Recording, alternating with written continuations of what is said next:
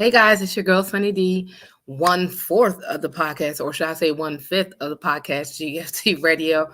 Tonight we got a great topic for y'all lined up. We're going over past shows that were just strictly audio, and then we're gonna recap or kind of give our opinion if it's changed. So, with that being said, I'm waiting for the guys to join. So while we're doing that, I am going to be doing these. Let me see. Sorry.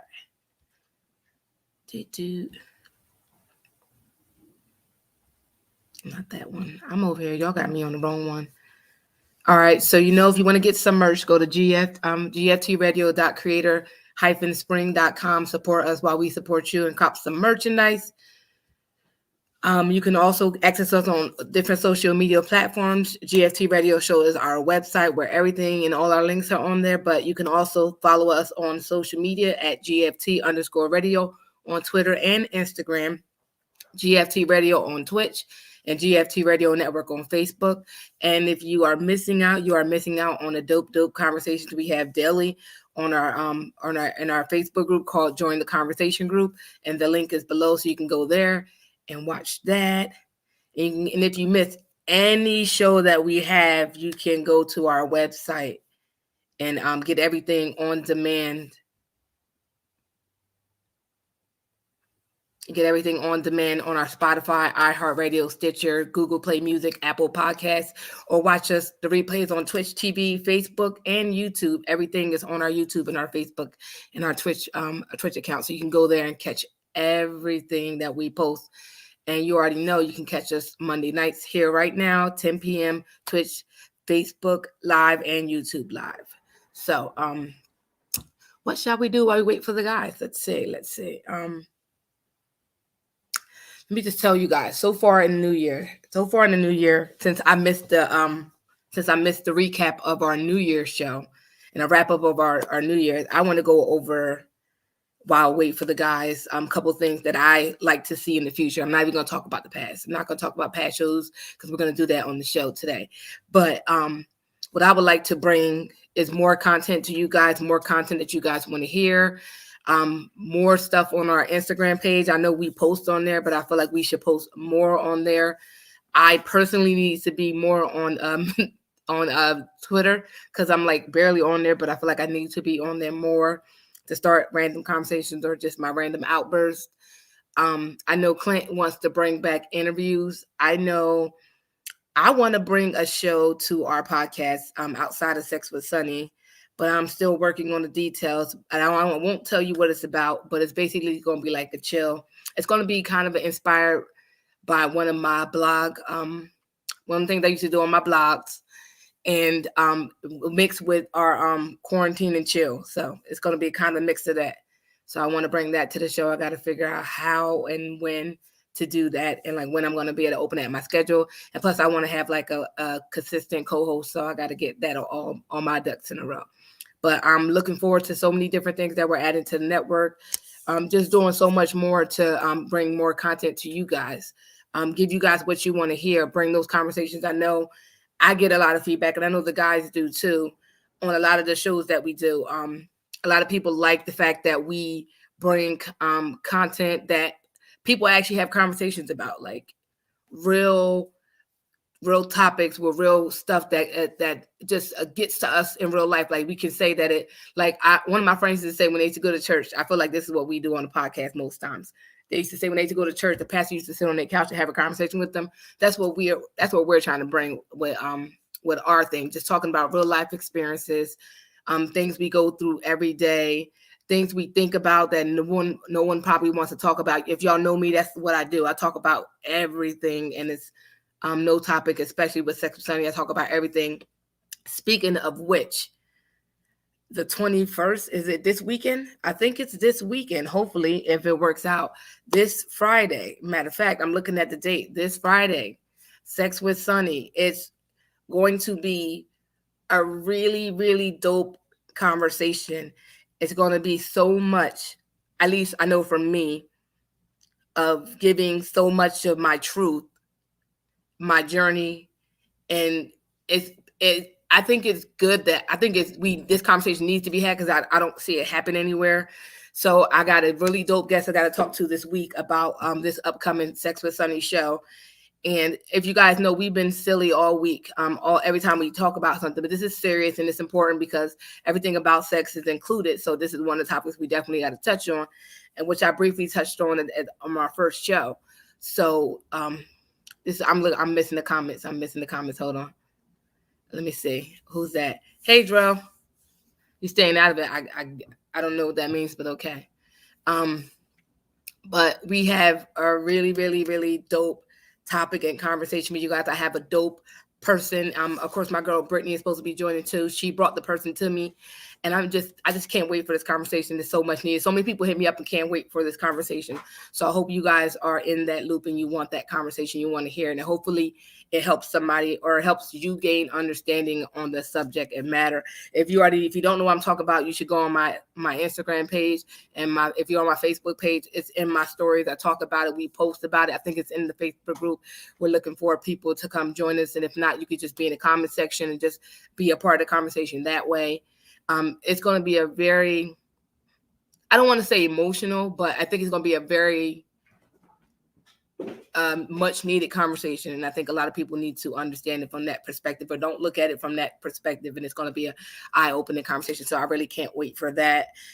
We got a couple other topics for Sex with Sunny as well, but that one, I think that may end up being a 2-part series. And if it is, that's dope, because I think like we can expound on that conversation once we have it. And it's going to be so much stuff we didn't say that we want to say, and it's only an hour. So if not, we'll be having the repeat show for the following month of February. Hopefully February I'll have 2 shows. It's been crazy. So I haven't had as much shows as I would like, but shout out to y'all for catching the playbacks of my shows. I really appreciate the views, especially on our Monday shows. All of our shows on this platform is dope. If you're missing out on any of the shows, I think you are totally missing out on a lot of our shows. And I just want to go through what the different shows are. Of course, Monday, you already know what we do. Hype, How to Hustle podcast. Yo, if y'all don't listen, like he calls his podcast the podcast drive-through. And when I tell you it's a 30 minutes of deep conversation, he gets you in and gets you out. He says, call it the podcast drive-through, but it's very, very, very dope content, very dope conversations. He had people all over on his podcast, and he's also doing a live show in Philly soon, and we'll talk about that later at the end of the show.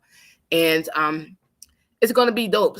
His shows are dope. So there's no way you should be missing his. If you got 30 minutes in your day, you could do what I do. I listen to it in the morning as I'm getting ready. If you already know, Styles and Chevy's every Wednesday recaps. I think they're getting ready to do the Spider-Man thing. I think it is this Wednesday, but don't quote me. Willie will touch on that. But everybody on this network tunes into that show. Like everybody. We all love that because we're all like low-key nerds. So like that's our jam. Gaming with Styles is every other Thursday at 10 p.m. plus various times throughout the week. If you like watching gamers, Willie is the person to watch. Sometimes I'll be watching him. He be playing some of the games that I like, and I don't have the game, so it's like dope to see somebody play it and learn some things when I do get to play it. So, of course, it's me again. Like I said, I'll be here this Friday, the 21st. I believe it is the 21st. I'm not saying the date right. Y'all know it's Friday. So 6 p.m., 2 Fridays out of each month is Sex with Sunny Live. Nobody's having Sex with Sunny. That's the running joke. Who's having Sex with Sunny? Nobody is. Haven't been for quite many moons. We're pushing on longer than what I would like. But hey, that's life, and I'm okay with that. And last but not least, the fans' perspective on Sundays. I know as much as I see sports stuff on Facebook and my friends battling a lot between the Eagles and the Cowboys, and somebody lost in the playoffs, and that was just so sad. I think the Cowboys lost, and I know mad people that love the Cowboys, and I know they were probably disappointed. And I'll talk to my coworker tomorrow. A couple people I do know. My best friend is a Cowboys fan, but y'all should be watching the fans' perspective. They talk about sports there. They talk about football. I don't like football, but they talk about it. I'm more of a basketball person, but I could get with some of the stuff. But definitely watch them on Sundays at 10 p.m. They do it, I believe, every other Sunday, but, you'll get the promos as they come. Okay. All right. So I don't know where these guys are, but we were talking about, let me get that off the screen. Hold on. Well, tonight's topic is supposed to be where we're going over old shows that we did before. I don't know. You guys got used to this podcast. We were doing shows all audio on Blog Talk Radio. So everything. Hey, LaKayla. I'm not doing anything, Dro. So I don't know what's happening there, but not about my Cowboys. Well, I don't watch football, so I don't know if my opinion matters. But I know that they did lose.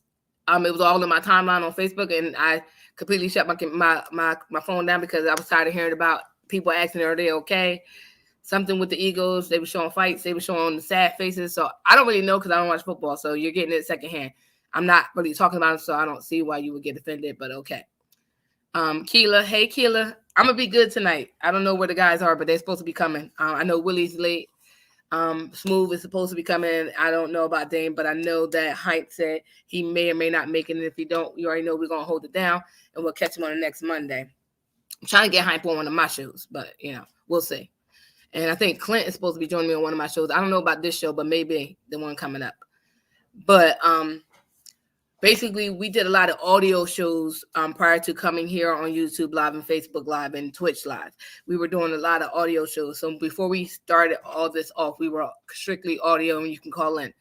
So we're going to go through different shows that we either recorded and we want to change our opinion on it and stuff like that. So I know, I don't know. I'm going to start it off because I don't know what they're doing.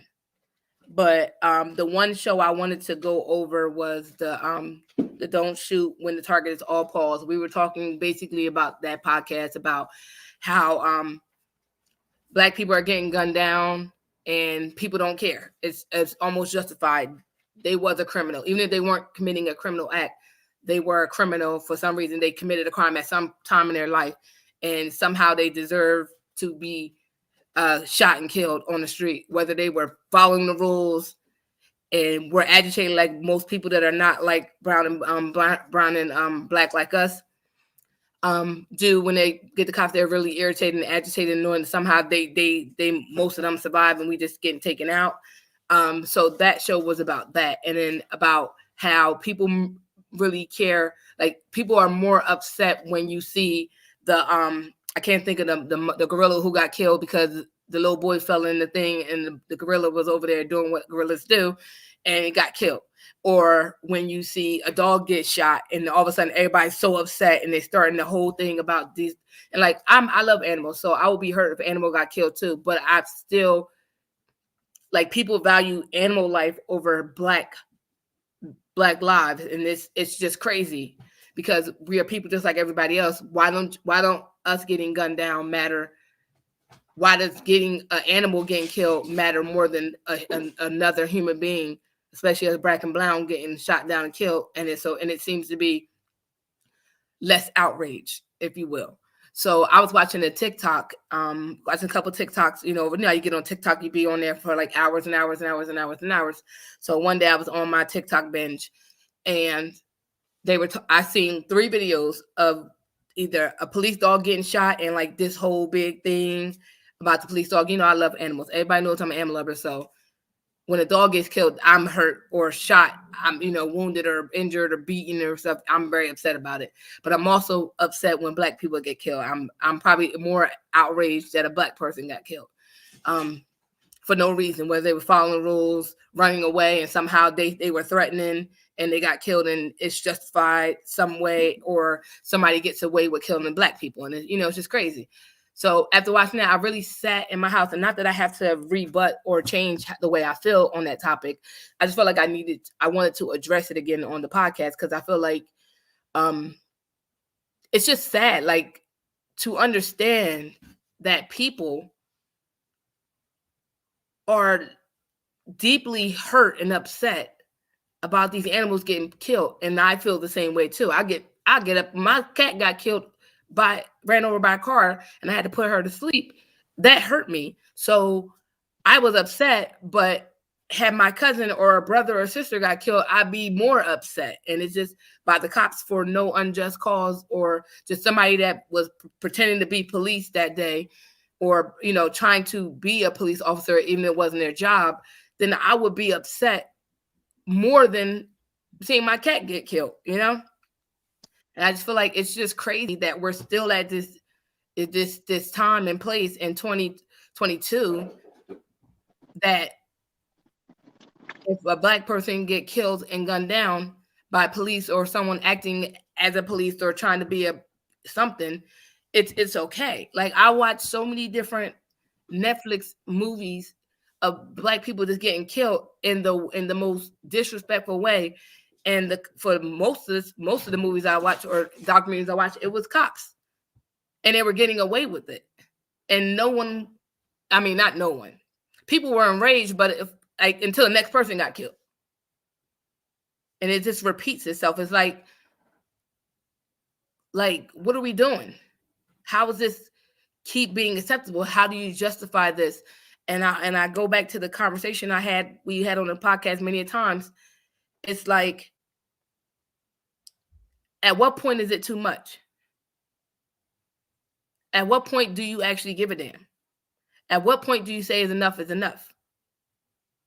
And that's the crazy part. Like, that's why I had to go back on that topic. Hey, Willie, I'm sorry. Hey, what up, Joe? What up, Joe? It's your boy Willie Styles in the building, or in the car. Hey, Sonny. Yeah, thanks for starting the show up and everything. And it sounds like you're talking about the animals versus don't shoot with, exactly. And I agree. I mean, that's the thing, is that we haven't come much further from that. How I feel about it now is I feel like, with the Black Lives Matter movement, with the protests, with the the insinuation that if you can't recognize racism or if you can't recognize privilege, then you are the tone deaf or you're in the wrong. So I appreciate that part of the movement that's changed, of the society that's changed. It's not a lot, but I think that, it's a little bit more progress than we've had in a few decades. But like you said, we still got a long way to go because, we're only just now seeing the justice being served. We're just now seeing people being held accountable for the things that they do, but only in extreme cases, right? We still have not even that. Like, I just watched the documentary. I'm going to probably quote it wrong, but I posted it on my Facebook. It's like 137 shots. And hey, Jamie, hey, Kayla. And these people were running from the cops. Of course, they were high on whatever drugs they were on, right? And that's the justification. Or they were high. They were known to be crackheads or whatever the case may be. And then when you get to the meat and potatoes of the story, the girl had been harassed by a cop earlier. And the person that she was with took her out of that situation. Right. And because it was a cop, of course, when the cops stop you, you like, maybe he called another cop. It's not safe. Let's keep going. And people take away from that. And they're like, oh, well, they were wrong because they were high and stuff like that, whatever. Yes. But 137 shots with a car that was blocked off by a whole, like half the whole police force. If you watch that documentary and stuff, and even watch the stuff on YouTube, it was so many cops chasing this one car for however long they was chasing them. Wow, that's too much. I mean, the overkill. It's the overkill, right? Yeah, and then the one cop, everybody, but mind you, they said that these people had a weapon, they were shooting back. The backfire was the car that backfired. So they thought the backfire was a shot, and one cop is like, you can hear him on the walkie-talkie, oh, it was a backfire, the car just backfired, and it wasn't a gunshot. And they still was chasing him. And then you fire 137 shots into this car with two people. So one cop is standing on the hood shooting in the car, and somehow everybody else stopped shooting, and like 50 something shots is all his. Wow, what the? Are you serious? Yes. Wow. And he got fired. That's it. Yeah, like, he needs all the cops murder. That's out and out murder, right? Like, it was 50 something shots was just his. So if he was shooting because he kept hearing shots fired, and it's like, no, everybody stopped shooting because you were shooting. Y'all surrounded this car in the school zone, in a parking lot, if I'm not mistaken. And like, how do you justify that? Yes, they were high on drugs, but did they deserve 137 shots? Like, at what point did y'all realize that these motherfuckers were gone? Right, exactly, exactly. And it's not that's not even just a black white And he problem. was saying he was afraid That's a of his life. people problem. That's a Yeah, he people was saying problem, you know? he was afraid for his life, and it's like, how? You stood on top of it. You thought they were shooting back at you, but you stood on top of their car. You were the only person up there, and somehow during all these 137 shots, no other cop got shot. They were basically shooting at on all the gun shells were cops shooting because mind you, they surrounded the car. So all the gunshots were shots of other cops shooting at other cars. So they were shooting at each other essentially. And then Exactly. you see Yeah, old boy exactly. get on top of it, get on top of the car. He fired 50 something shots. So you had to unload, bro. You ain't have no semi-automatic. You had to unload and load. At one point, you fear for your life. Right. And that's the thing, like Joe was saying, that it's murder. It's open and shut murder. They should get the life sentence or the death sentence. And the fact of they're not the judge, jury, and executioner. They should not be executing people in the streets like animals, like literally executing people out of their own judgment. And then, like you said, you got a submachine gun or automatic machine gun, and you're afraid. How are you afraid for your life when you have the upper hand? And then a week later, what's his name? I'm quote me if I'm wrong. Was it Tamir Rice that got shot in the same district, same police district? I think if I'm not mistaken, it was Tamir that was playing on the court with a toy gun and got gunned down by police. And when you watch that video, it's sad. They said that they would let them you could see them pull up and then shoot before they even got the car. This kid is down. Yeah, they immediately started shooting him when they got out of the car. That was the Didn't problem. ask no questions, just and it's like in the same district, same police, everything. Like what? Not the same actual cops, but like No, right. No, we get it. Yep. like this is and like I feel like I don't think we're progressing. I'm sorry, I don't think we're progressing. Well, I like I feel said, like like I said, I think it's more of the afterwards, right? That's why I think it's only a like an inch to where we need a mile. We need them to fear doing stuff like that to us versus just only getting repercussions. And then the problem with the repercussions is you get either light sentences or they have years of freedom before they even have to serve a jail term, and yeah, it's and I feel it's like ridiculous. yeah, and I feel like the I fear for my life is not like Yeah, that's no, the that's thing. As long it's as they BS. say I fear for Yes, my life, and it's like yeah, your job is every day you go on your job is if you fear for your life. The same with a fireman. You go every day you fear for your life because you don't know what you're walking into when you walk into situations. Same way with most jobs. We go into our jobs and people going to schools thinking they're gonna be fine. And then shit happens. So especially with right, those right. types of jobs, I feel like you shouldn't be allowed to say you fear for your life. Your job is every day. You don't know if you're coming home. Well, I mean, like if it was reasonable, I would have no problem with it. But it's never been reasonable. Like you said, he's got a submachine gun and he's fearing for his life. The guy the guy who was drunk down in I think it was Texas, and he ran away and they shot him in the back. They fear for their life. How? Like they're running away. You can't be unreasonably fearing for your life when that person is running from you, uh, outgunned, outmanned, especially when Or they don't even have weapons or they're not even doing anything, and you're literally just shooting up their car. Like that's or ridiculous. Trayvon Martin is a big example of that. You said he used the ground as a weapon. He's a kid being harassed by a grown ass man and having to fight for his life. Whatever he can use, he's going to use. He Like feared for his he life. should have been the one to be able to claim stand your ground, Yeah, not he Zimmerman. feared Yeah, for his life as a child. No matter how, because these kids, like no matter how this man looked, they told you to leave this boy alone, and you still did it. And he feared for his life, so he fought for his life. And if he smacked your head on the ground, so be it. You had a weapon. He had the ground. It's the only thing he could use to put in his fist.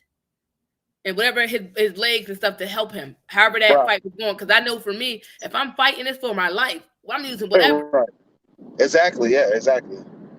Yeah. I know, and this is a discussion like we said we have to have for our kids. And in watching that Emmett Till, the women of the movement thing, the fact that she had to tell her son, hey, when this person says this, look down. This is like when this person does, like, we do y'all understand we have to prepare our kids Right. to go Exactly. out into the Yeah. world, because no matter what they're doing, they could be killed while being black.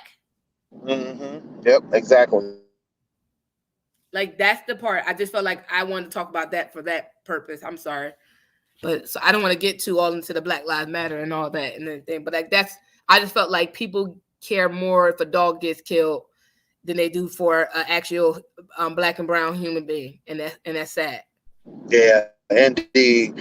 Dame just said lynching black or people of color is, well, it's not legal, but it's still not illegal. That's the problem. It's still not illegal. But once that's made illegal and harder punishments are handed down for everyone, I fear for my life will be used all the time. Yeah, and that's the thing, is that there needs to be tougher provisions on stuff like that. And like he said, I think that it will be less often allowed or accepted. I'm sure they're going to still use it, but it'll be less often allowed or accepted.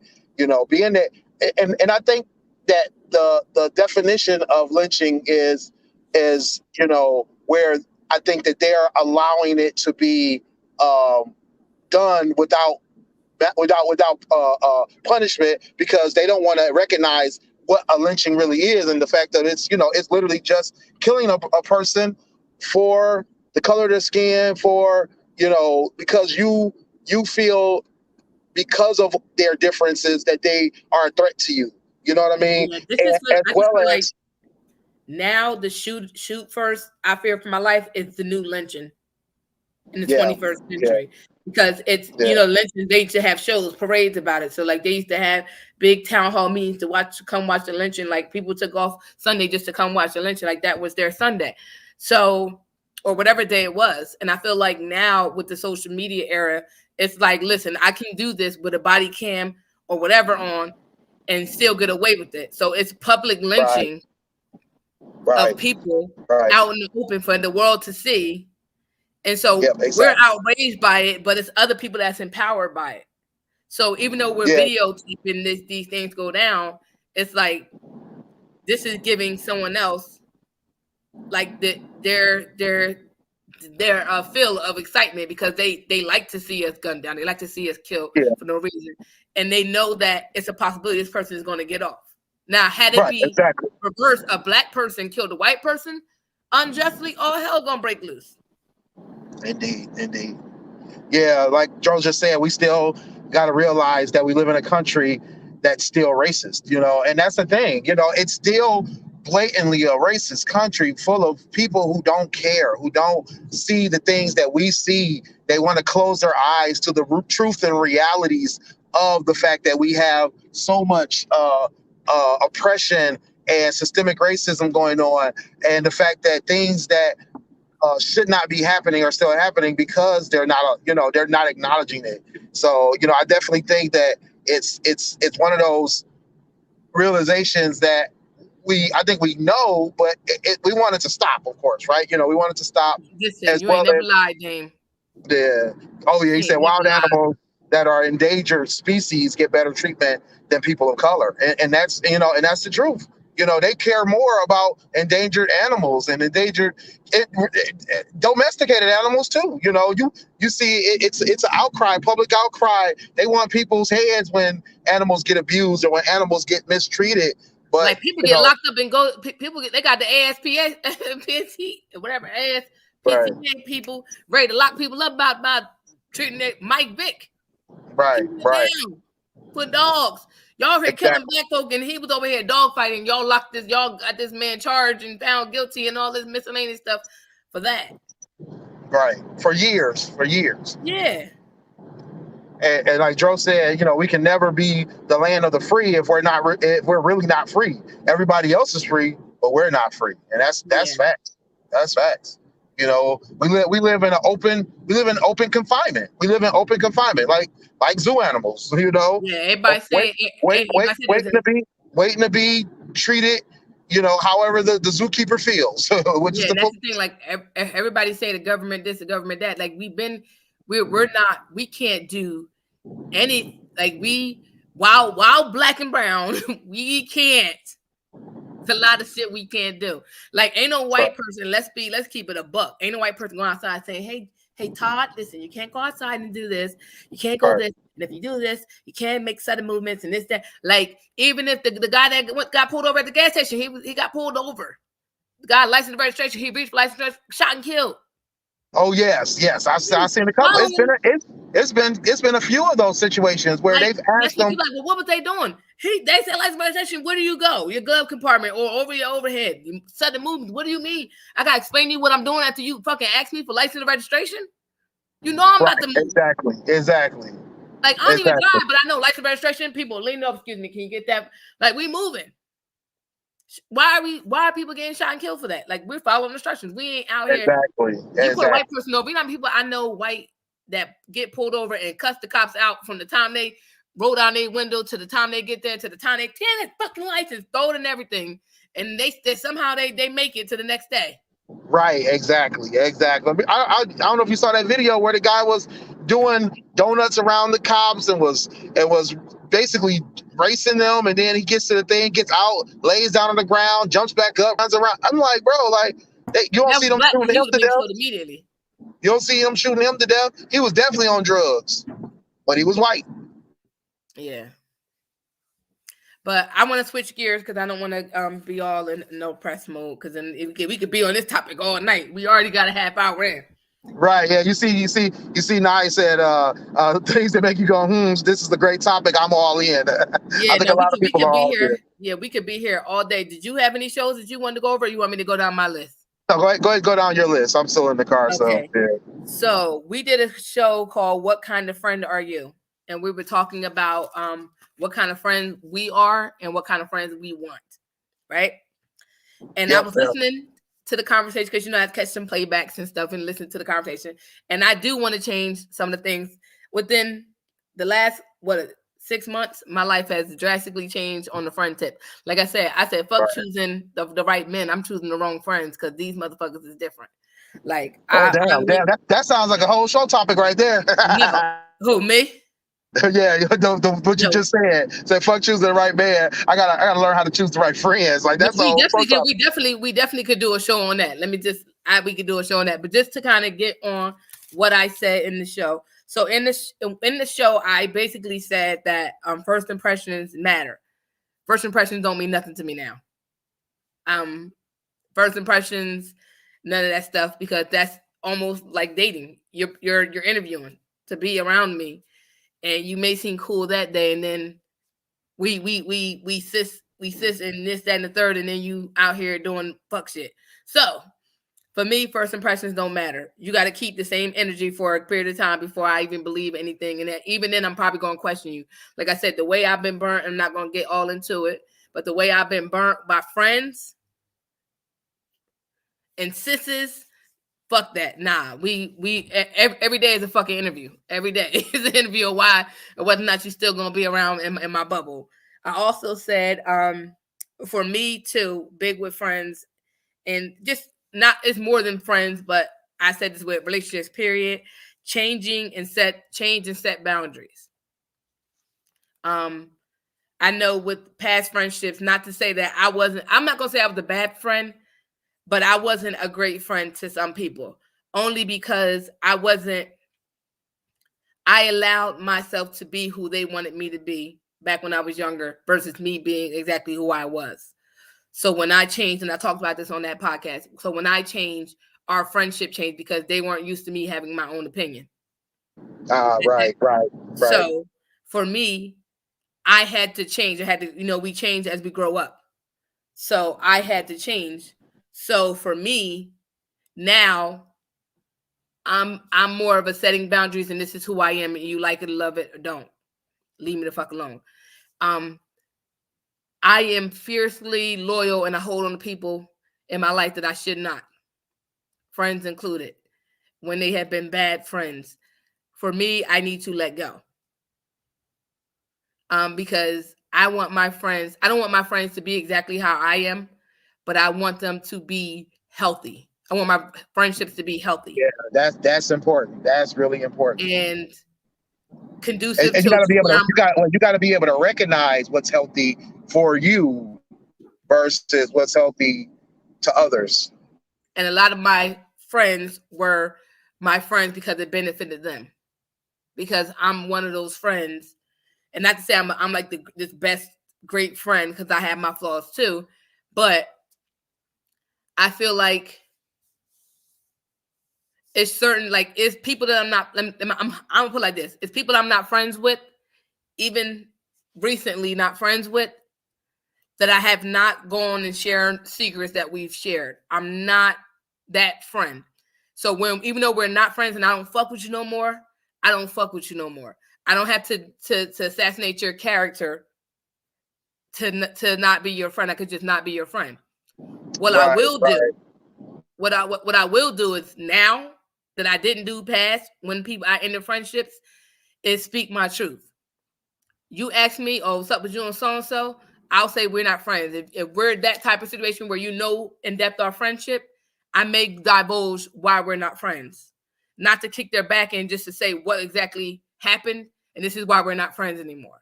That's what I will do. And that's the difference between me and a lot of people that I'm not friends with.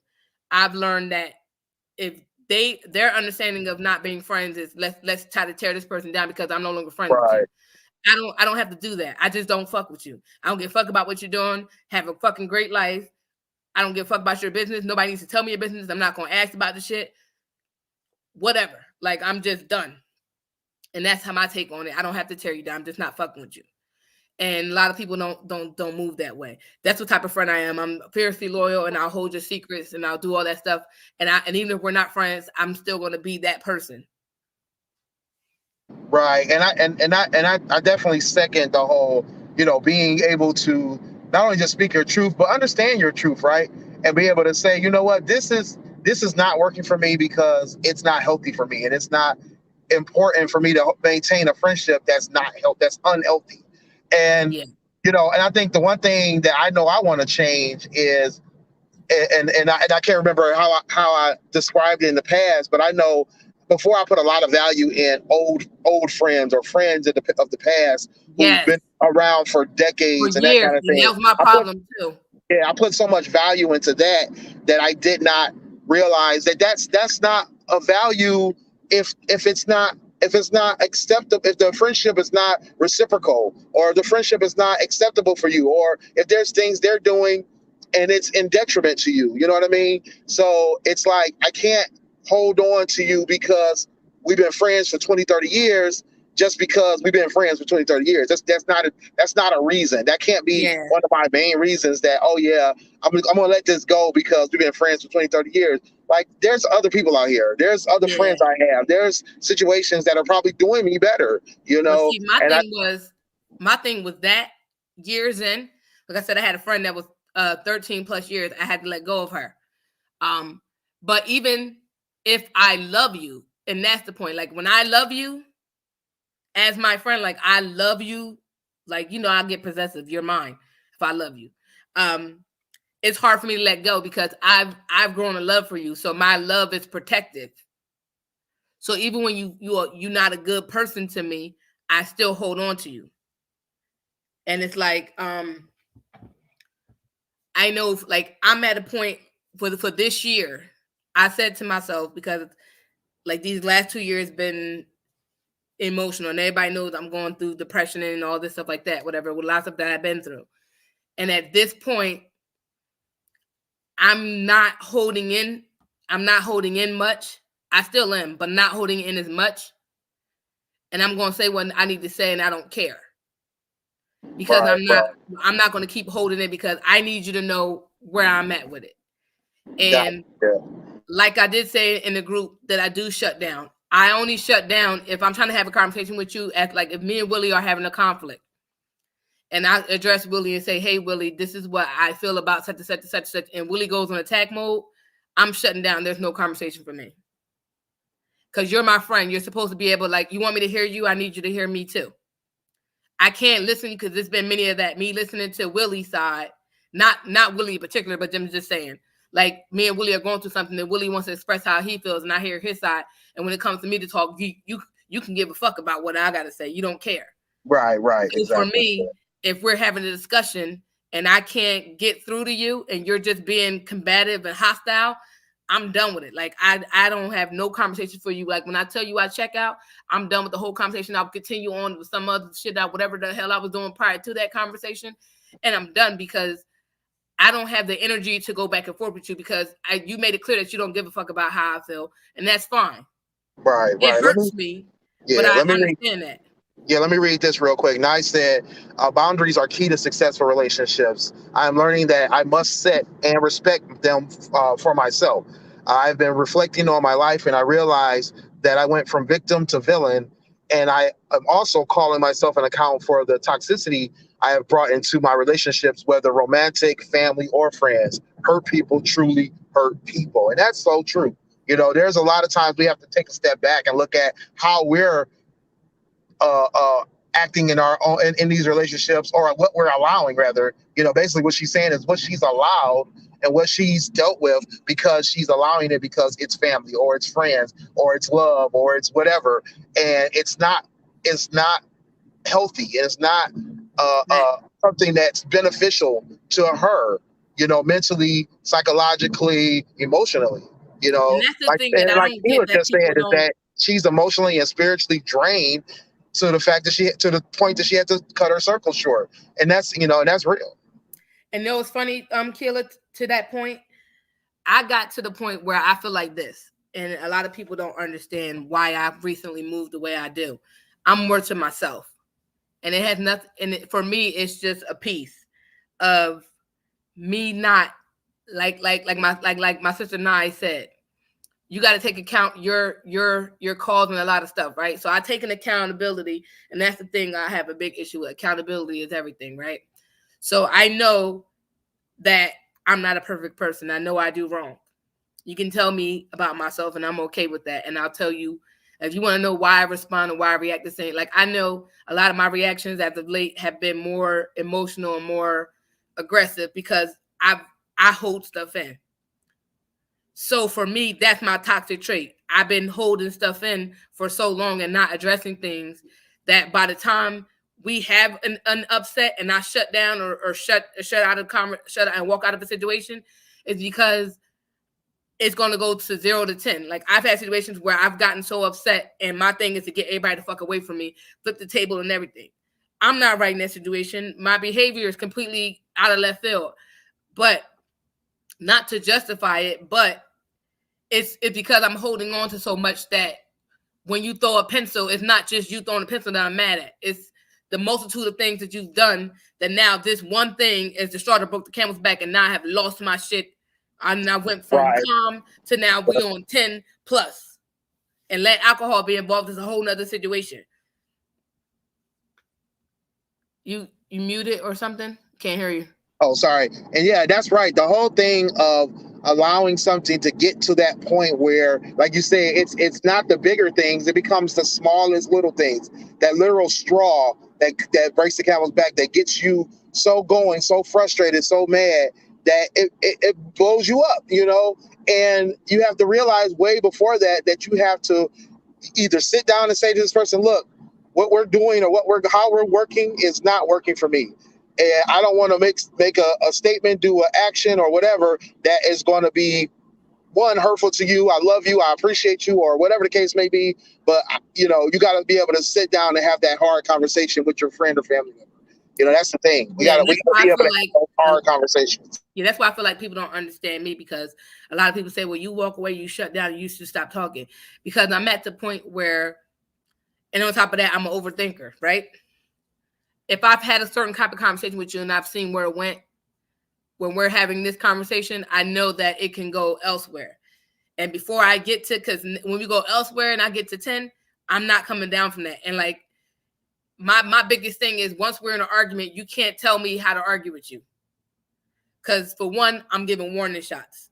At first, I'm telling you, if it's a situation where I feel like you're already hostile and I'm not here for it, I'll tell you, you know what, nah, good, or I'll walk away. If you keep inviting me to this argument that I don't want to be in, then I join it. You can't tell me what to do because I'm not going. I'm going for the jugular. I know me. Like I'm a true Taurus. I want to. You want me to see red? I saw red now, and now you need to see it too.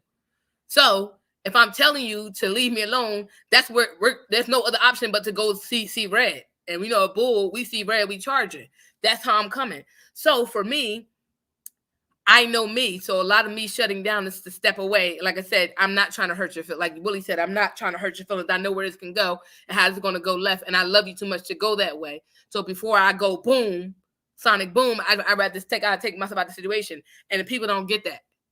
They get upset that I do it. And I'm like, this is why. Right. Like, this is why. Like, I know why I'm doing it because I know what's going to go left. I'm not going to say anything nice to you at this point because that's how pissed off I am. And it's going to be no 0, no 9, straight 10.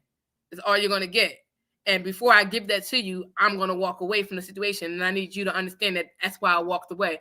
But to the other person looking in as a friend is like, well, oh no, she just always do that. She just blah, blah, blah. She just like, no, it's because I'm trying to not go because it's not going to go the way because I don't argue. I argue in me arguing is to argue to start so we can throw low blows so we can fight.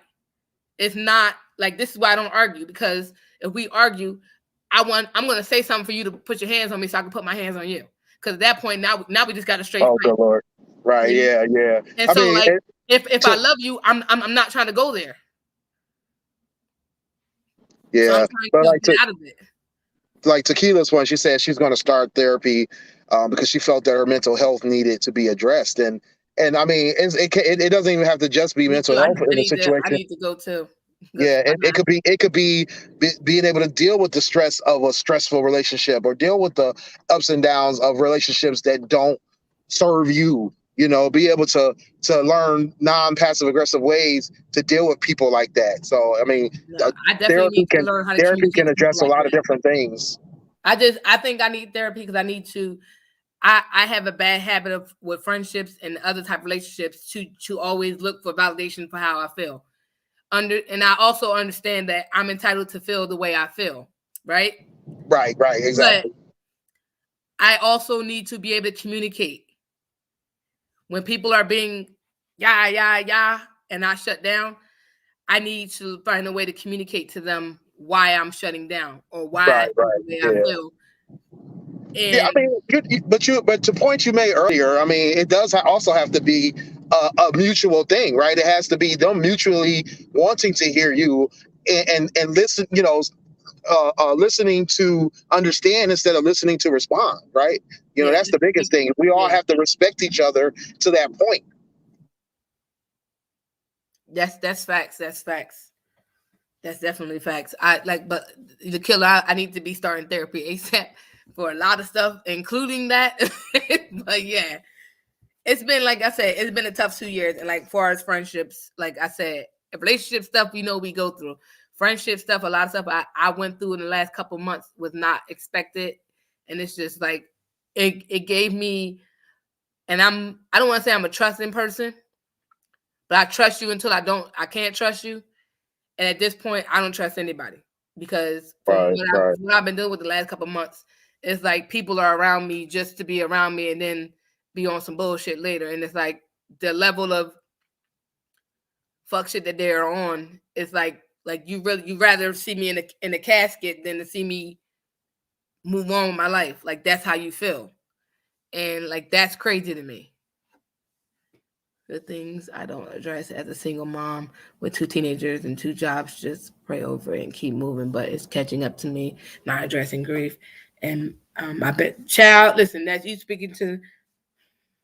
Listen, I got an 8-year-old and a 19-year-old, so I feel your pain. Yeah. So I mean, to her point too, is that what she say, you know, addressing things for herself, like as a mother. And I think that's another thing is that, you know, sometimes people not being able to understand where you're coming from or what you're dealing with outside of them, right? Things that are affecting you because you're either, you know, working in corporate America, or you're dealing with children, or you're dealing with maybe being, underpaid and overworked or whatever the case may be. Things that are outside of that relationship could be what's, causing you issues or pain or grief or whatever. And then, that friend or that relative is not, respecting that boundary or respecting that situation so that you can, either have, maybe you need space from them about that, or maybe there's a menagerie of things that can come about that you need their support versus either they're criticizing you when you don't need that criticism, or they're putting things upon you. Like, I got a couple of friends who they feel like they need to help people when they can't help themselves. You ain't never lied, and that's why I feel You like know, people need to take an accountability. Like, this is the thing that I'm like I said, the last 2 years of my life been very, very difficult. But I feel like people don't take an account of fact of where your mental state is. right. Because if Yeah, you have gone through yeah, traumatic stuff and continuously going through stuff and trying to process stuff, right? yeah, Everybody has their opinion, their thoughts, and this and the third, and it's all in, for the most part, in the they have their best interest allegedly, yeah. right? Right. Hold on one second. Let me read what she said. So people that's just listening in. So she said that I'm a strong person. Keela said I'm a strong person, but sometimes I get tired of being the strong one. So That's yeah. that's facts. That's my Mhm. whole life right there. Because everybody used Yeah. to me being a certain way, and when I break, like I remember somebody said to me, like when you broke and you was like not you wasn't yourself, I didn't know what to do with you because you're usually the person that's got it together, and I'm like I don't have it together now, so I can't really help you. And that's what pretty much been my last 2 years of my life has been me not being the strong one at this point, and nobody's used to it. So this is what you're getting, right? Well, actually, probably 3 years now. But I feel like people don't take an accountability and account your mental state, right? So when you go through stuff, or when you're just period, you don't have to go through stuff. You just got a mental state, like you depressed, you're going through stuff, and they well aware of it, and they picked the wrong time to say something to you. Granted, they may have your best interest at heart, but I think they missed the fact that it's not, like I tell my daughter, it's not what you say, it's how you say things to people. And you gotta be, it's understandable you want to be there for that person, and sometimes it's in their best interest, but you have to be mindful of what you say to people. Like a situation happened not too long ago, with people I love. And I had every right to be in a state of mind and being upset as I wanted to be, but I understood other person's mental state because of the situation, and I didn't come in aggressive. I could have, understandably so, with the situation at hand, but I didn't, because I took an accountability where this person might be, and I don't need to add to that. And a lot of people don't do that. I got to tell you the truth, and I got to tell you it now, and that's understandable. You can feel how you want to feel. You can say what you want to say, but I think it's a time and a place to say everything, and it's how you say something to people, because that person may have had a good day, and you come in with the da da da da da, and that they mentally break because they weren't like they was not in that mindset, and now their whole day is messed up because they're back in their mental bag. Like, when we in our thoughts, it's the worst thing. The other part is going through menopause symptoms at 40. I'm sorry, 40. So what I'm going through right now is just it's not just mental and physical. And that's the thing. Like I said, it's understanding where you are and how people address you in certain things. And I just feel like a lot of people don't take into account for that Right. type of stuff. And Right. they just say what they want to say to you. And because their motive intentions may be right, but you got to check people's mental state. Because I know it's plenty of times that I've talked to Willie or Clint, and they gave me advice on situations, but they gave me advice, and they never came at me with like they said what they needed to say, but not in a manner in which I could receive it, if you will. And I think a lot of people don't do that. So I said we have to choose healthy people, healthy relationships, and people to be around, especially when we're going through trying times. And our relationships need to be healthy. And if they're not healthy, we need to let go Mhm. of Yep. these people, because they may not have our best interests at heart. They may not be that.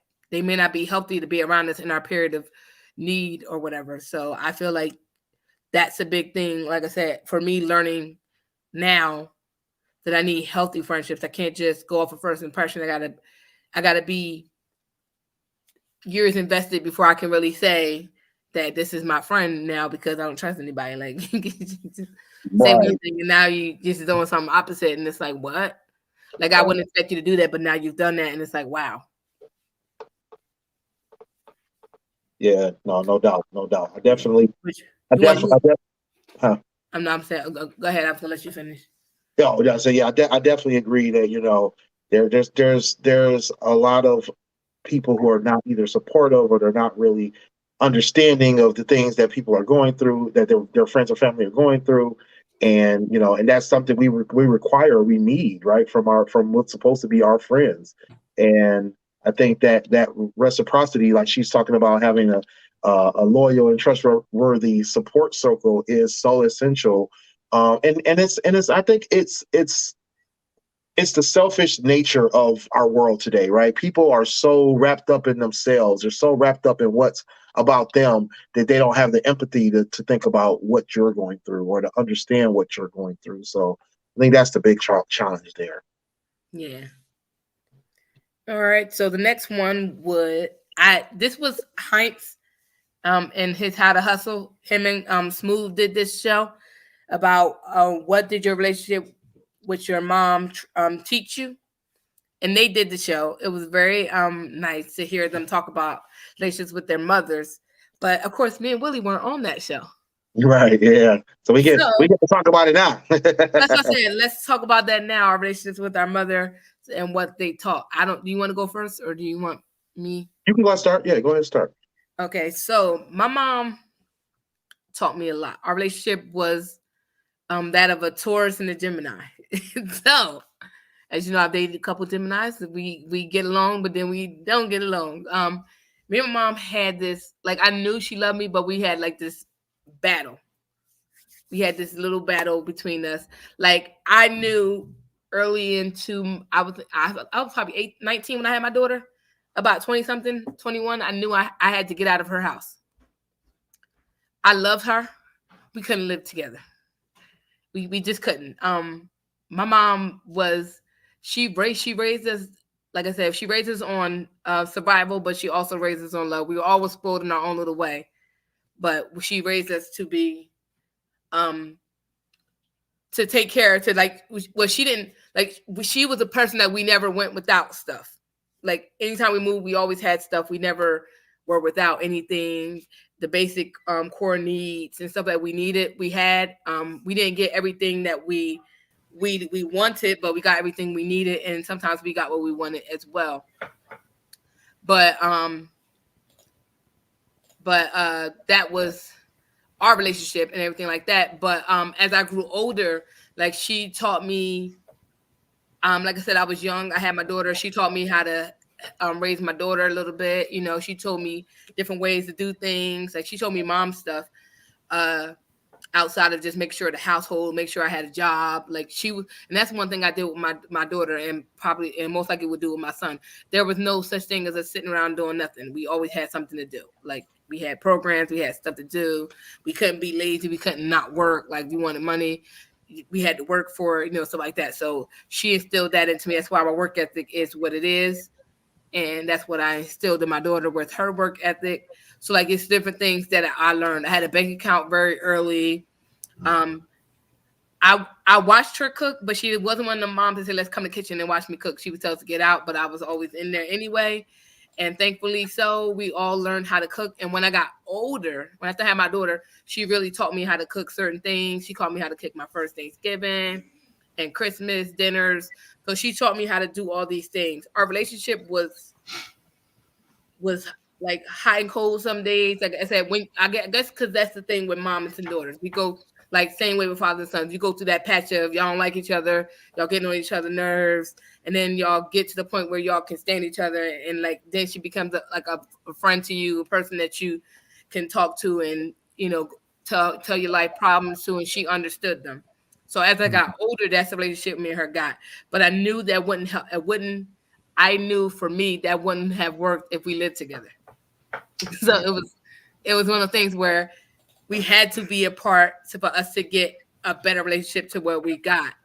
And it was dope. Like I said, we got to the point where we were cooking holiday dinners together. We was always, I think all of us always went to our house on the weekends when we had nothing to do. We go to that mom's house. And that was like, I loved our relationship. Like I loved, like we had our hiccups here and there, but like just to sit and talk and like, I used to go in there, crack on my mom. She'd be saying, yelling at me, but like, that's our relationship. Like, and so she taught me so much. I learned from some of her mistakes of certain things she did I didn't like as far as relationship wise, but then again, relationship wise I suck too. But but just being a mom and taking care of the household is the biggest thing she taught me. Yeah. Was to maintain the household. Like if you're gonna go out on your own, this is how you do it.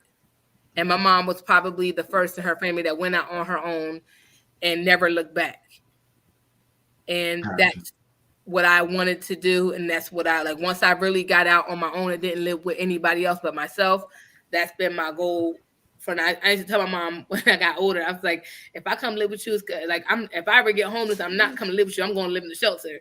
Like, cause that was my mentality of not getting comfortable with living with somebody else, but being able to maintain the household I had. And that was my drive to be at the point where I maintain my house. Right. So yeah, so my mother was the type that was very career driven. My dad was career driven as well, so they both had that in common.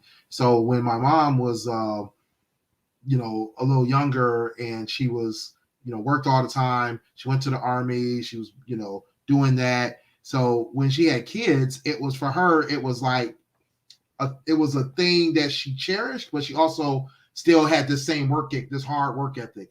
So that was the biggest thing she instilled in me, is having a good work ethic, a very career focused way of doing things.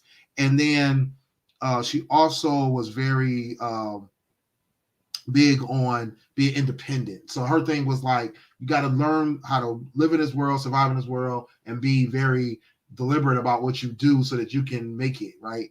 And so that's how my mom was. Yeah, and that was the one thing that I took away, was that I needed to be independent, I needed to be self-sufficient, and she gave me the tools to do that. I was a latchkey kid. I helped take care of my sister when she was younger. When I was in middle school, I started working, had a job and everything. She wasn't too big on me working during the school year, but she was big on me working during the summer. And then, when I was 16, 17, I moved out, and, she did offer me assistance and help me out with certain things. But for the most part, she's like, you got to do X, Y, and Z to make it in this world and to be a good, parent, as well as a good role model to your kids, as well as to your community. So her biggest thing was always like, you got to be able to do what's right for these people. So she, not to say that she kind of basically made me a people pleaser, but she made me a person of service. That was her biggest thing: be of service to people. Try your best to be able to offer or be helpful enough to people where they see you as a resource than a detriment, right? So facts. That was the thing that I learned from her. And I had to learn over time. I had to grow into understanding the difference between being of service versus being, trying to please people, right? So that I had to learn on my own. But she laid that foundation for service. And then the one last thing I wanted to talk about from her that I learned was just how to be, like, basically stand by your word, stand by what you do. Like, don't do something in the dark, because it's gonna come to light, right? And she didn't push this or preach this a lot, but it was in the things that she did, some of the things that she said, that it was always like, if you're going to do X, Y, Z, you need to be able to stand by it and be able to stand on what you're doing. You may not have to explain yourself, but be ready to. You know what I mean? Like, be ready to be able to say, you know what? I did just because this was what was best for you all. This was best for this person. This was best for me, XYZ, whatever the case may be. This needs to be what's best, or this is what needs to be what I can stand by and not have to hide from. Don't be that person that has to lie about everything they're doing or feel like they have to be hidden from what their actions are. And be about your actions. Be about what you say. Don't act on it. Don't sit there and say one thing and then don't do it. That was her other thing too. Yeah. I think she also got that from my dad though, but but I picked it up from both of them, to be honest. So yeah. Dro, to your point, yes, I know your mother. His mother, actually, let me tell you about his mom. His mom, my relationship with his mom is the best ever. Even though me and him had dated back in the day, his mom was like my other mother. Mm-hmm. I remember meeting her and she yelled at me like, "What's your intentions with my son?" I'm like, "Excuse me, what?" So she was very protective of her kids. She got 2 boys and a girl. She was very protective, and if you were under her house, it was her rules. Even if you were visiting, it was her rules. Right. No doubt. But Joe said she don't play. No, she was, and I remember even when I see her, when we go and I go out and I see her, we still have conversations and she's still talking about myself. And then, but like, I know it's from her. It's a place of love. So like, that's the plus. That was probably the first boy that I dated that mom was very invested in my relationship with him. Oh, and wanted to make sure I wasn't taking advantage of her son.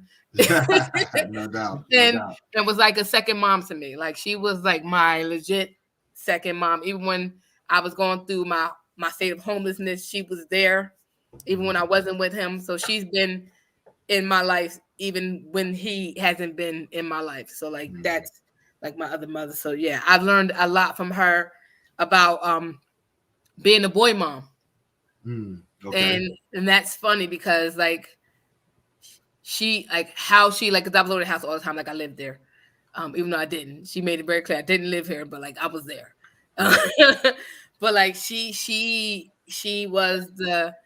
helped me be a boy mom. Okay. Like especially with Zay, how she is, and I'm not gonna be one of the moms like Maury type of thing. She wasn't a Maury mom, but she was like a legit boy mom who basically how she raised her boys is how I would want to raise my son. Like she told me that. Like instilled in certain attributes in them, even with I don't know relationships with their dads, but like just seeing her with them, she was one of them. Like, let me kind of emulate a lot what I learned from her. So she did teach me a lot. And even like when I had my daughter, she was there when I had my daughter, like not there, but she was around like in the present. I talked to her when I had my daughter too. So like she's always been, whether I was with her son or not, she's like my other mother. So nice. I still get invited to family functions. So no doubt. Okay. They still part of the family. Yeah. No doubt. Yeah, I mean that's always beautiful when you can have that kind of relationship with people who are not your relatives, who understand what you're going through, understand what you're going to go through, and be able to offer you advice, offer you guidance, especially when they have the experience and you're looking for it, right?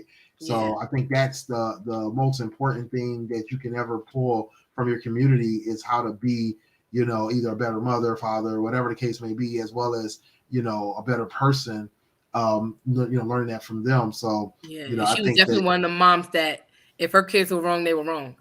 Mm-hmm. It wasn't, well, my kid, no, you were wrong. I'm still going to be here for you, but she was wrong. Right. Like, right. Yeah. But the next one I want to do is also from the How to Hustle podcast.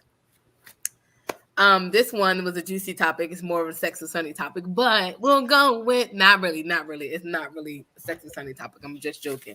Right. But when you hear it, you're gonna think about it. But what do you hear when you hear the word submissive? So we were not on that show, of course. Willie, not Willie. Hype had other guests on it. I can't think of the names right now off the top of my head, but he did basically, what do you do when you hear the word submissive? And as a female, submissive is a relationship between the man and the woman. Well, not relationship, but like when he meant this, it was in the terms of the ideal was in relationship with the man, is the woman submissive? Like, would she be submissive? And Right. like, how do we feel about that word? And one of the young ladies who were on that podcast, I think, Tough Talk Toronto. It was from Tough Talk Toronto. Yeah, Tough Talk Toronto. Yeah, I think I check out their podcast. And one lady, I can't think of which one it was, but she was talking about, and her co-host, one of her co-hosts agreed with her, basically saying, what type of man are you that I need to submit to you? You have to be a man in this authentic form. You have to be like, and that's the thing, like, even what Jill Scott said, if you're going to lead, I need you to lead and be, if you want to be the head and I be the neck to hold you up, I need you to be the authentic head. And what that means is I need you to be that type of man that I can, because you're coming from our age of being independent women, taking care of ourselves. Some of us single moms who didn't really have help, and we had to get our own jobs to take care of our own household. Half of us, like myself, maintain my household. So for you to be my man, and for me, and I'm submissive by nature to an extent. When I date people, I'm more of the submissive person.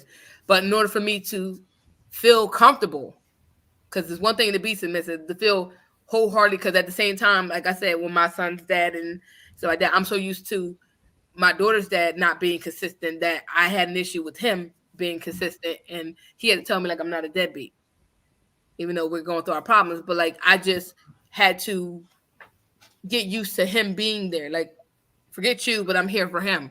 And it was hard for me to, I'm so used to taking charge and not asking, hey, how do you feel about this? Hey, how do you feel about this? And so for me, in that conversation, it was like, I can be submissive, but I like she said, I would need you to be a man to make me be submissive. I don't want to say to make me be submissive, but allow me to be submissive, to lean on you to take care of things. Like if I'm the sole person, like I take care of maintain my household. If I find me a man that wants me to allow him to take charge, I need to feel comfortable with him taking charge and that things are getting done, because I'm not going to be that way because I've been doing this by myself. So I'm not going to allow you to come in here and fuck shit up. Like, and now we homeless and we ain't paid the mortgage in 6 months and now we getting foreclosed and stuff like that. I don't have time for that.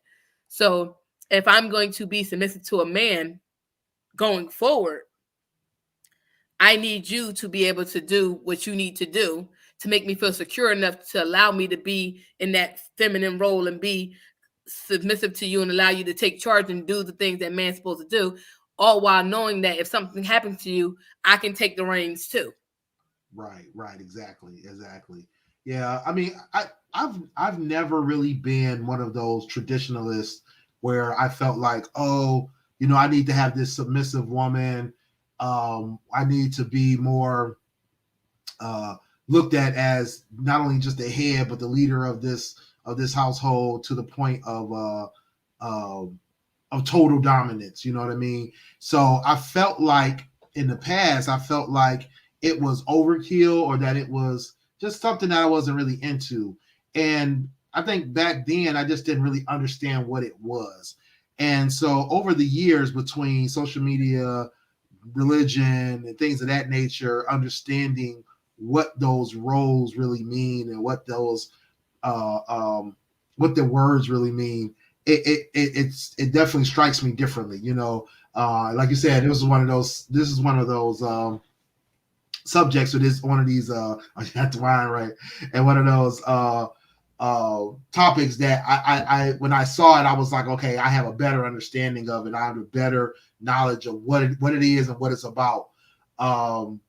Joe says a woman should not be submissive. If she should be equal your backbone. If you're taking care of the bills, if you're doing everything that needs to be done, she should be there to help you, make you stronger. Okay.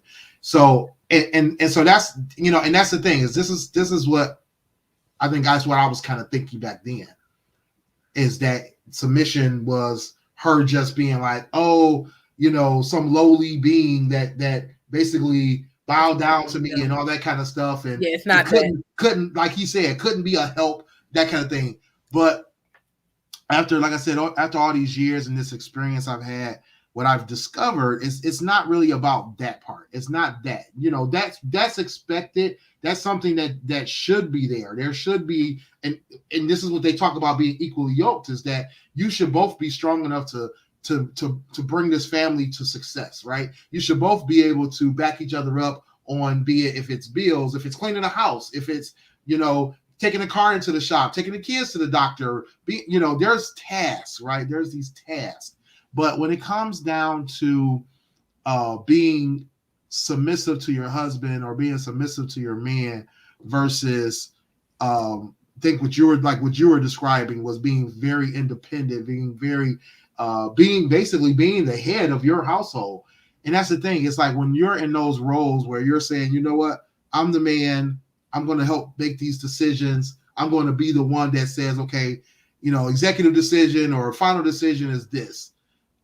He's not making that decision without consulting. He's not making that decision without, care and understanding of what she needs. He's not making that decision outside of the well-being of the family. He has to make those decisions in the best interest of the family, in the best interest of everybody involved, in her best interest, in his best interest, them as a unit, them as a team. So, because you have to be able to support each other, being submissive and being dominant are definitely not in the same realm when it comes to what you're dealing with relationships, being husband and wife, hopefully husband and wife, or being in a relationship, in a committed relationship where you're both working as a family unit.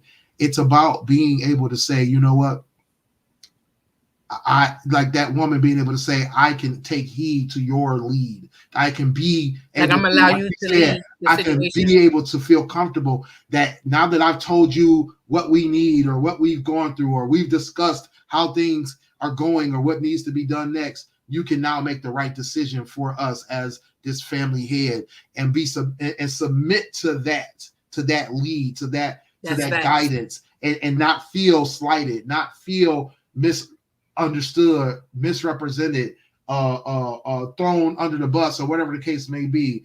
It's just like any relationship where there needs to be, or any type of business where there needs to be somebody at the head. Somebody needs to be able to say, you know what, all right, now that I've looked at all points and all point of views, and that's what it means to be submissive. It's allowing that person to take the reins and be the captain of the ship. Mm-hmm. And as a man, like if you raise in the church, the man is the head of the household. Mm-hmm. So if we're going with that ideology of a man is to be the head of the household, if I'm with someone and this is my man, let alone my husband, to be the head of my household, I can't, like I said, I had male friends tell me to allow a man to be a man because I'm so used to doing on my own that I'm not that. Sometimes it's a challenge for me to allow a man to be a man.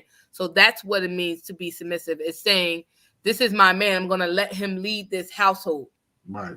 Because men like to feel, some men like to feel like they're handling the situation or they're the captain of the ship. And it's not a pride situation. It's that most of them, some of them were raised as the man is supposed to be the head of the household. Right. So if I'm going to allow you to lead and I'm going to let you take the reins of this relationship in our household and maintain our household, I need to feel like, for me, coming from an independent state of me just handling everything, for me to give up the reins and allow you to be that person, I need to feel comfortable with you doing that. And that's me submitting to you being the head of my household and maintaining our household. Right. And it's the thing, Dro. Dro says sometimes you can't be the captain of the ship all the time. Sometimes you got to let the women take charge. Exactly. And this is the thing. We're always in charge. We just allow them to think they are in charge. Right. Exactly. And this is the thing. It's not about not letting her take charge. It's not about not allowing her to help. It's not about not allowing her to be equal in certain things. It's about being able to make that decision at one point where you're like, you know what? I don't know where we're going. Can you start steering so I can figure out where we're going next? Can you give me advice on what we're supposed to do? You as a husband or you as a man in that role need to be able to know when it's the right time to say, you know what, honey, I think you are onto something here. And in the best interest of this family, we're going to go with your suggestion because this is what's right. This is what's right. Not have an ego about it, right? Not be able. Not saying that Willie can't allow me to give my opinions. Yeah, he's gonna not be allow me to like, get oh, my I opinions. can't listen to her. She's just a woman. That's not what we're talking about. We're talking about her being able to say, you know what, I'm putting this responsibility. And if you've ever been in corporate America, if anybody's ever been in a corporate setting, they have this thing called a RACI. It's a RACI. You have somebody that's responsible, there's somebody that's accountable, and there's somebody that has to be consulted, and then you have somebody that's I can't remember what the I was, but basically, you have these different roles that everybody plays, and sometimes the role of who is initiating or who's doing it is going to be way different from who's accountable. And that's something I used to tell my kids when I left the house. My youngest daughter used to be the most responsible person I knew. One of the most responsible persons I knew. So when I would leave the house, I would always tell her, I say, Aaliyah, I'm about to leave. I got to go do such and such. I'm leaving you here with your brothers and sisters who are 5 and 10 years older than her. Her middle sister was 5 years older, and then the twins were 10 years older, and then my oldest was 12 years older. So I would be like, okay, I'm about to go do this, blah, blah, blah, blah. And I would look her dead in her eyes and say, Aaliyah, I know you're 5 years old, but I need you to be responsible for everybody in this house. Everything that goes on in this house, I need you to be responsible for. Now, she's responsible. That means that if there's a problem with her little brother, if there's a fire alarm going off, if there's somebody who says they're hungry, all that stuff, she's the one that has to make the decisions on what's about to happen next. She's responsible enough to make that decision. But her older siblings were the ones I held accountable. They're the ones that if she makes a decision, they have to make sure everybody else follows through. They have to make sure she has the resources that are needed. If she says, hey, little brother is hungry, they got to make sure, oh, you know what? We're accountable for this. Make sure there's food that can be cooked or that can be heated up for the baby. Make sure that there's a fire extinguisher in the house or in arm's reach. Make sure that that's happening so that the responsible person can say, hey, this needs to be done. Okay, we'll be accountable to be ensure that this is there, that these resources are around. So as the man, you're not always responsible, but you're always accountable. You're always the one that when I come back home and I say, okay, there was a fire and the baby's hungry. What was done? Who took care of it? And if it wasn't taken care of, the responsible person isn't the one getting in trouble. The accountable one is. Because like, oh, you didn't make sure she had the resources she need. Now I'm gonna ask her first, what did you do? And if she says, hey, I told them we need a fire extinguisher, but the kitchen went up in flames because they never made sure I had a fire extinguisher. Well, I held them accountable. Now people can share roles, right? A responsible party and an accountable party can share that role, right? When I'm in the house, I'm responsible and I'm accountable. But once I walk out and I give these roles out to other people, so that's just like what you were saying earlier, Joe. The wife sometimes has to be able to be responsible. Sometimes she has to be the one that implements. Sometimes she's the one that's just checked in with the person that has to be consulted. Same for the man. He might be able to like say, hey, look, honey, I can't be responsible for this one this time, but if you can be responsible, I really appreciate that because I need your support. And then that's up to her to be like, okay, great. I can take care of this. I'm going to do this. I'm going to delegate, blah, blah, blah, blah.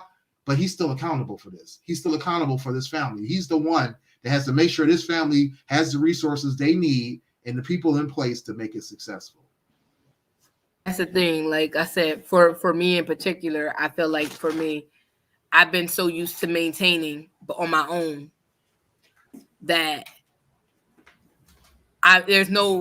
in order for I haven't allowed any guy that people have done stuff for me, but I've never like really said, hey babe, I need you to do this. Like I need you to do this. Like it's just they offered and it's like, okay. But like as far as like dating wise, no. Like I'm submissive in a lot of ways. But at the same time, I'm submissive to the extent of if you don't got this, I still can take care of this without you. And it's bad to think that way. That's why I said for me, I would have to get someone that will give me the comfort of knowing that they are they have our best interests at heart, and they're going to be the head of the household and allow me to take that submissive role and let them take the lead versus me having to do it. Right. So that was the topics that I had definitely wanted to touch on. All right. We're almost done for the night. It's already Yeah. 11:25. No, just my little shows, did it? Hey. I just got food here, so I'm excited about it because I'm hungry. So you got food. Oh, what you about to eat? What you about Eat some Wendy's. I got Wendy's. Wendy's. Okay. That's the portion. Did you get a 4 for 4? Yes, I did. No doubt. I'm hoping the fries is hot because All right. Well, we're gonna do a quick after show real quick. Okay. Because I just saw I'm something. Eat my fries because I can't eat full fries. Oh, okay. Hold on.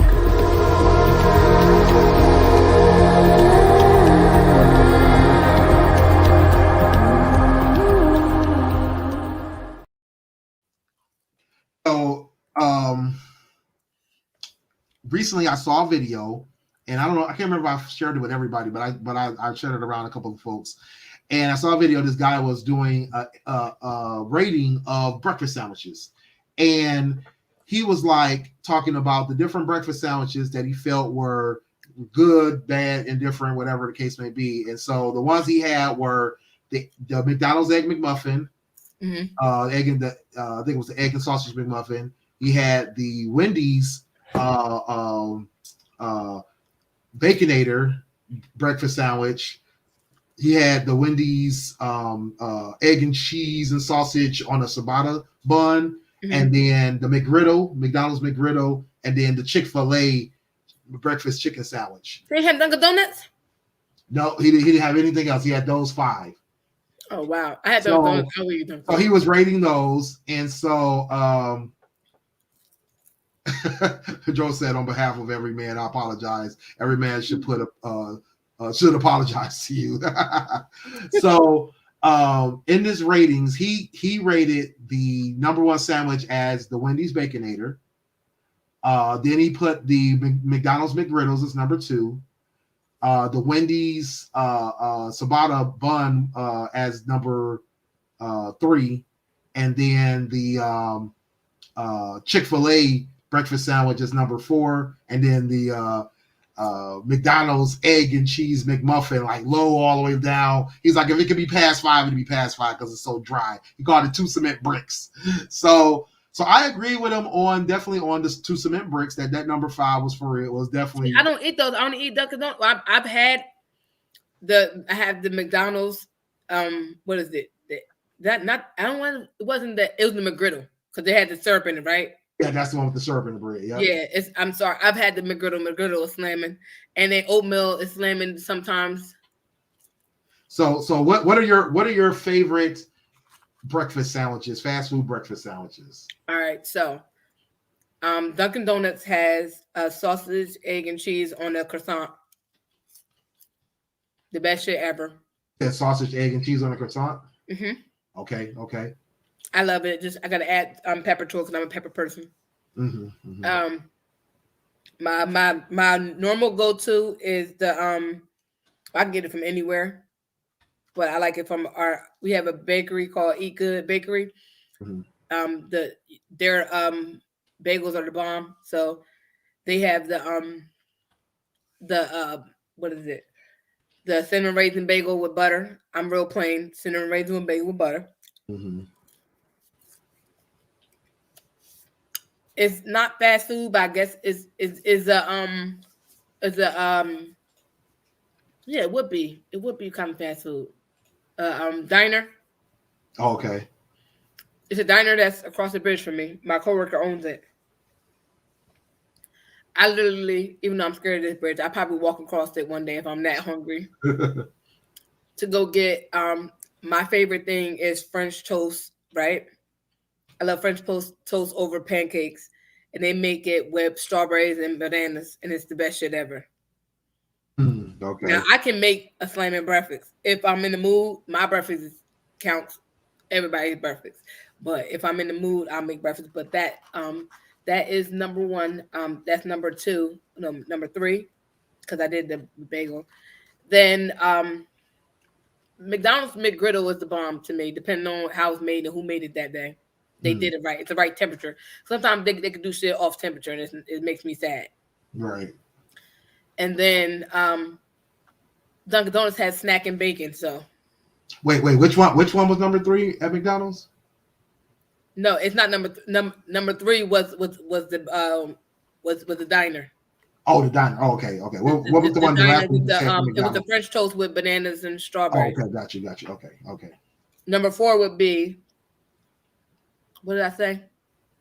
The McDonald's one. The McGriddle. Oh, okay, got you. Okay. And number 5 would be, if I'm really not really that hungry, but I want something to eat, the snack and bacon from Dunkin' Donuts. They season the shit out of it, and it's the bomb. Okay. No doubt. So yeah, so for me, I never thought about any diners or anything like that when I was thinking about this, but that's a good point. There's some diners out there that have some great sandwiches that they've made or they've created. But for me, just thinking about the different breakfast sandwiches I've had at all the different restaurants, for me, definitely number 1 would be the McGriddle.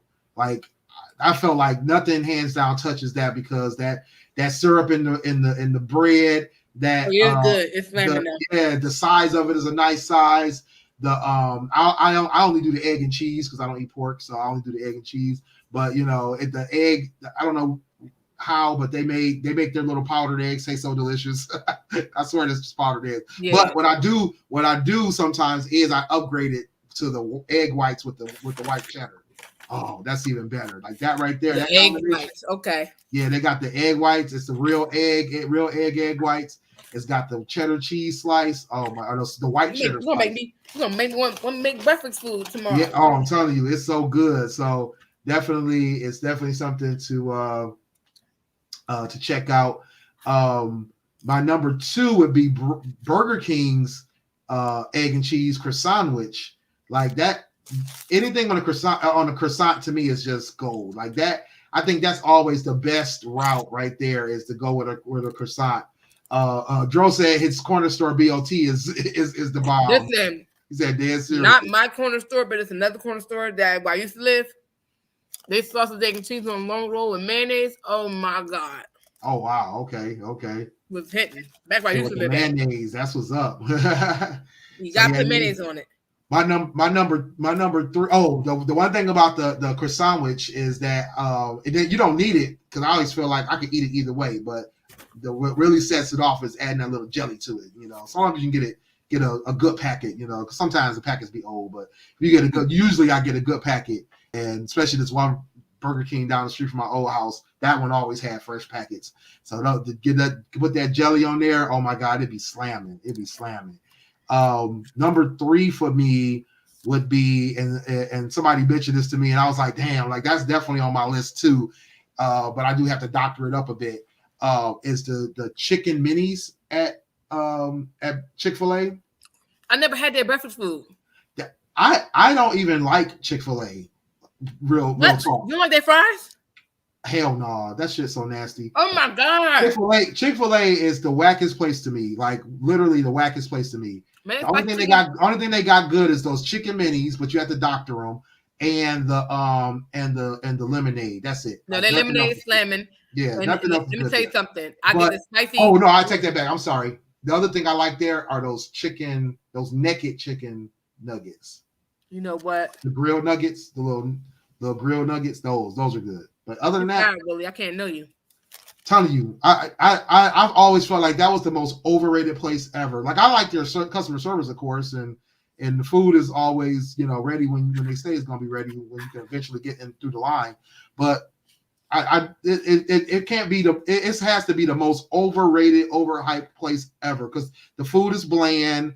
It's basic as heck, and everybody's always talking about the sauces. But I'm like, I shouldn't have to put all this damn sauce on a burger, on a chicken sandwich to make it taste good. Like that don't make sense to me. So no, I'm straight. No, that's the worst. It's the worst. Just like the chicken deluxe. But the chicken minis, if you put those in the toaster oven or some kind of oven and toast those, oh, those are good, because the little biscuit thing they wrap each one in, is in the little mini chicken that's in there is the grilled chicken nuggets. So that's why I like them. So it's like perfect. You put that. I feel away now, Willie. I feel some type of way. I'm telling you, it's good. It's good. But that other than that, I'm not really a big fan of Chick-fil-A. I'm trying to think the next one. Oh, my next one is and it's actually probably a tie with the chicken minis, is the Starbucks egg and spinach wrap. Oh, I did have that before because I like spinach. So anything with spinach can always get me. Yeah, it is good though. But yeah, I like that a lot. Yeah, I like that a lot. I haven't had it a lot, but I like it. I've had it probably about a handful of times. Spritzer. Huh? I always get the strawberry like refresher.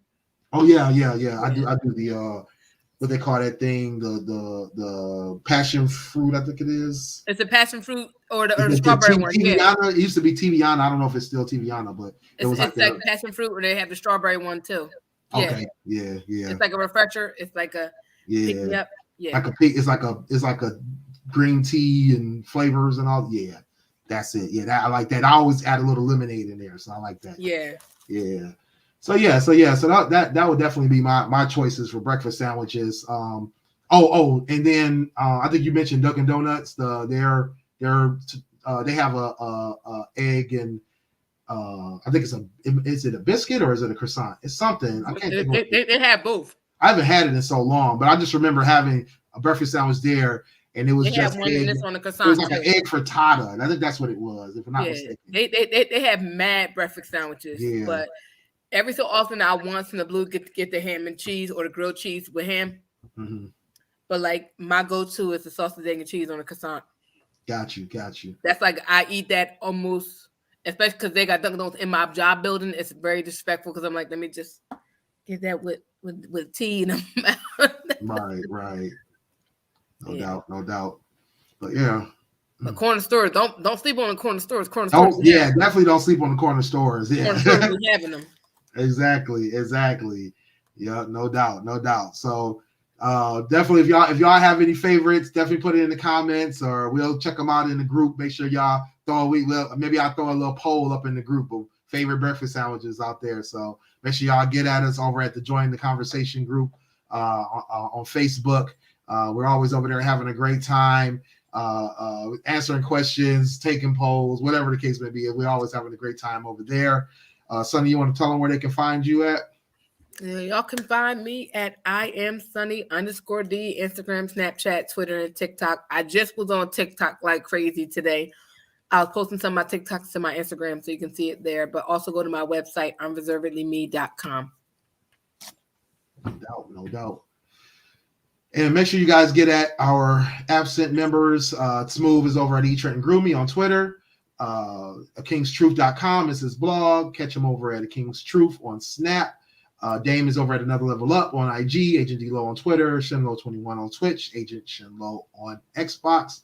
Hype is over at I Am Hype on IG and Twitter. How to Hustle Podcast with Hype is every Tuesday. It's a premiere every Tuesday at 2 p.m. on YouTube, or you can catch the audio only starting on Monday nights. So make sure y'all check that out at all your favorite audio podcast locations such as Spotify, iHeart, Apple Podcasts, Google Podcasts, Stitcher. Make sure y'all get at them over there. You can also find ours there as well for the GFT radio show.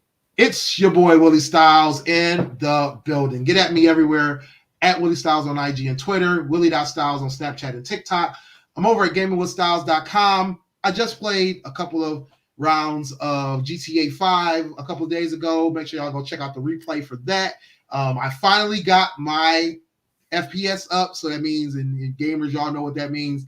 My frames per second are finally better. Not perfect, but they're way better. So a lot smoother gameplay, a lot smoother animations. So make sure you check me out. I'll be playing more coming up this weekend or this week during the weekend, this weekend. So make sure y'all get at me at gamingwithstyles.com. I'm over at stylesradio.com for all the hot tracks that I'm listening to. WillieStyles.info for all my links. And last but not least, make sure y'all check out Chevy the Superstar on Thursday nights at 8 p.m. at 2 Snaps in a Circle. Follow her over at S the Superstar on IG or Chevy the Superstar on YouTube and Twitch.tv. this week. We should be getting together, me and Chevy. I got to double check with her, but we should be getting together on Wednesday night at 9 p.m. to talk about Spider-Man. And I'm mad. I just watched Eternals. And I need I need a conversation with you about Eternals. I need you to talk to you about Eternals because I was like all over the place with that. Oh, okay, no doubt. We were supposed to do a review of that too, but I think we skipped it. But yeah, we can talk about that for sure. Not to talk about it on Wednesday, but me and you gotta have a conversation about Eternals. Oh yeah, for sure. So make sure y'all check us out. We will be talking about that, or maybe me and Sonny will talk about Eternals on Wednesday if Chevy's not available. So we'll keep y'all posted on which one we do. So if you haven't seen either of those movies, make sure you check out Eternals over on Disney Plus. It is now playing for included. It's free. It's part of Disney Plus. Spider-Man is still at theaters. Make sure y'all check that out. It's not the number one movie anymore, but it was the number one movie for a hot minute there. So definitely check out Spider-Man. I think everybody's seen it. There's deleted scenes out there. There's everything out there. So make sure y'all go check that out. And other than that, make sure y'all get back with us on Monday nights, 10 p.m. We'll be back here next week with another great topic. So make sure y'all get back with us. We'll be here Friday. Oh shit! Yeah, Friday. I'm sorry. I'm all thrown off by the dates right now. That's what I said. When I was doing the show, when I bring the show in, I'm like, wait a minute, we're gonna do this Friday. Like, what am I missing? If all goes well, we'll do it Friday. Yes. So Sex with Sunny Live, Friday at 6 p.m. Make sure y'all come back here. 6 p.m. We will be here. We're gonna have a great topic, and we're gonna have a guest on as well. And until then, make sure y'all check us out. So Friday, 6 p.m. We have Styles and Chevy on Wednesday at 9 p.m. And like I said, next week we'll be back here at 10 p.m. as always. Don't forget, make sure you check out Hype tomorrow at 2. And we're going to get the fellas back on track soon enough because they definitely got to talk about this Super Bowl run. All these teams are going for, so you'll catch them on Sunday at 10 p.m. So make sure y'all get back here for that. All right. They should stream live during the Super Bowl. I think that'll be dope. That would be dope. Super Bowl reactions. That would be dope. I think they should do that. I'm going to tell them that we should tell them that. Definitely mention that. I would join them because I always watch the Super Bowl. Now that's one. I don't watch it. I'll probably jump in because I'll probably watch the commercials, but I'm not. That's the reason I watch the Super Bowl because I love the commercials. So, to be quite honest. I'm not here for the show. I just want to see the commercials. Exactly. I'm gonna let y'all know who's winning in the commercials as we get through the game. All right, y'all. Thanks again for joining us. Everybody have a good night, and we will see y'all 7 days.